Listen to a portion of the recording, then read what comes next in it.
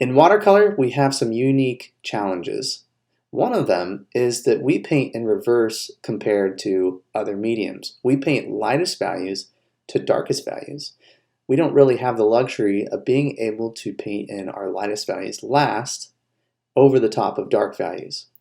So, because that is the case in watercolor, one of the most important skills that we need to develop is negative painting, and that's what we're going to talk about today.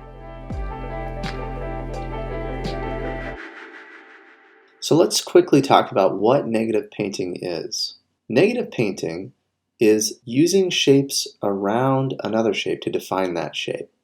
So instead of painting an object, we're defining the object by painting the shapes around that object. So here's an example of positive painting. When I'm painting these branches here, I'm painting them directly on the paper. Now you can see this bright face of this building that's lit up. I'm defining that building by painting shapes around it. That's negative painting.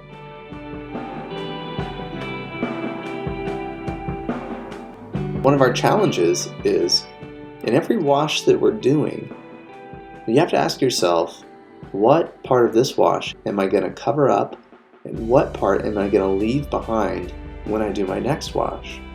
So in this scene here, I had to decide what color is that bright building going to be, and I lay that part down in the first wash of my painting.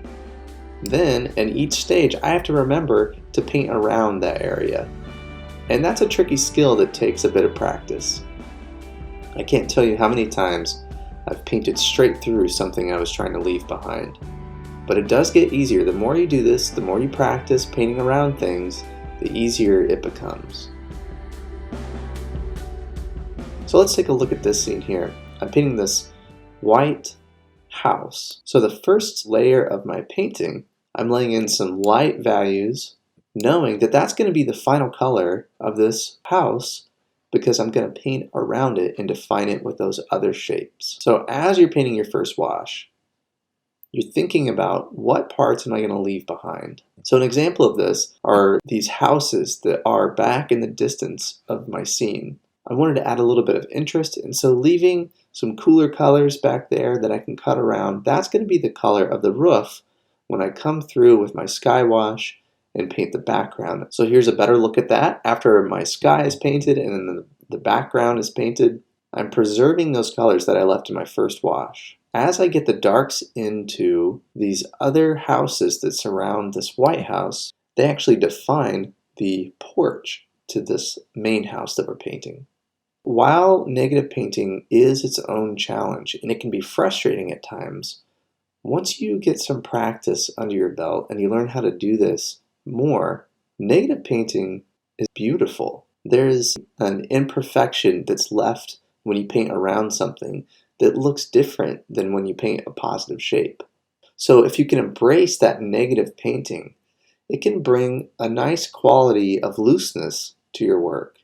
Because when you negatively paint around things, there's an imperfection there that you don't get when you paint a positive shape. So how can we practice negative painting? Well, it's not that complicated. I actually like to practice it by combining it with something else I'm trying to improve at as well. This is from a video where I talk about how to paint cars, and you can check out that video as well. Now in this video, I'm positively painting some of the cars, and then there's a white car that I'm negatively painting around. Draw some figures or some cars, and then work on painting some positive areas and some negative areas. And this will help you become more comfortable with painting around and thinking that way and preserving areas of one wash that will need to be preserved in another wash. And the more you practice these things, the more that negative painting will become natural to you, and you'll start to think of your painting as a whole from the beginning, from your first wash through to the end.